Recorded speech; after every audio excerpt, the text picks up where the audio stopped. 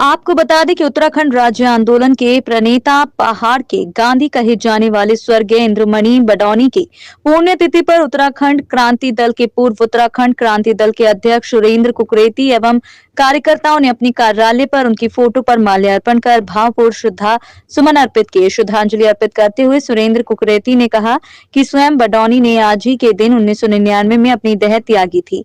आखिरी बार उनके मुंह से उत्तराखंड शब्द निकला था और अंतिम सांस तक उत्तराखंड में बसा था।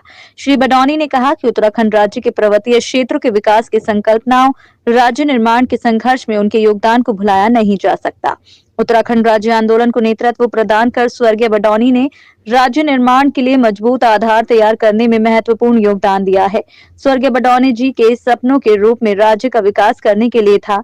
हम सभी को राज्य के विकास में अपना अहम योगदान देना होगा। यही उनके प्रति हमारी सच्ची श्रद्धांजलि हो। देखिए, उनका जितना बड़ा त्याग रहा है इस राज्य के निर्माण के लिए, राज्य तो बना है।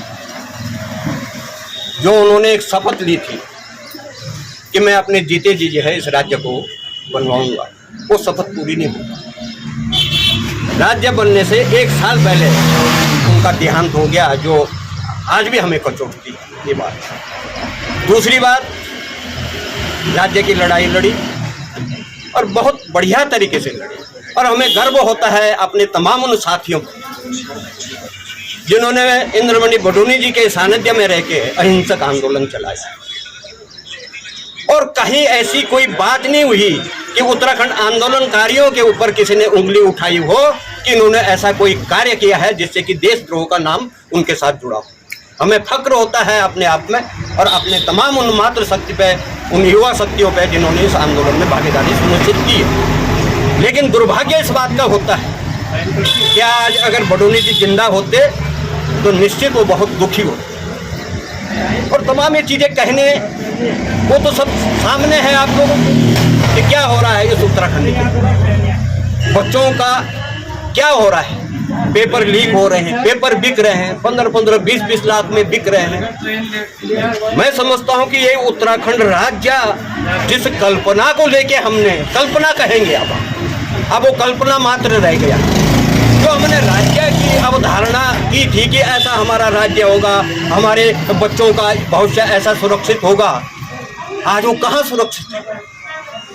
आप पत्रकार मित्र हैं और आप चौथा स्तंभ है, आपकी भी जवाबदेही बनती है तमाम चीज़ों। अगर हम चिंतित हैं तो चिंतित आप लोगों को भी होना चाहिए। हम एक प्रहरी के रूप में यहाँ काम कर रहे हैं। उत्तराखंड राज्य बनने के बाद हम सत्ता तक तो नहीं पहुँच पाए, लेकिन एक प्रहरी के रूप में हम काम करते हैं और हम तमाम इन चीज़ों पे अपनी पैनी नज़र चढ़ाए हुए हैं कि कहाँ क्या हो रहा है, कहाँ क्या हो रहा है। अभी हम पिछले माह आपके संज्ञान में होगा, माननीय मुख्यमंत्री जी से हम मिले थे।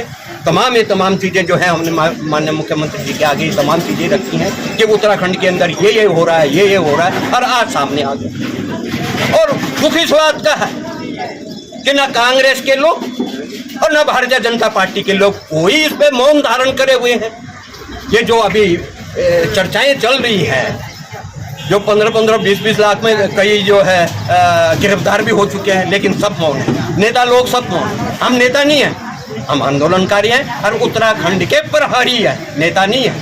नेता होते तो पता नहीं कहां से कहां होते। हम आज भी देश और दुनिया से संबंधित जानकारी जानने के लिए हमारे चैनल को सब्सक्राइब कीजिए।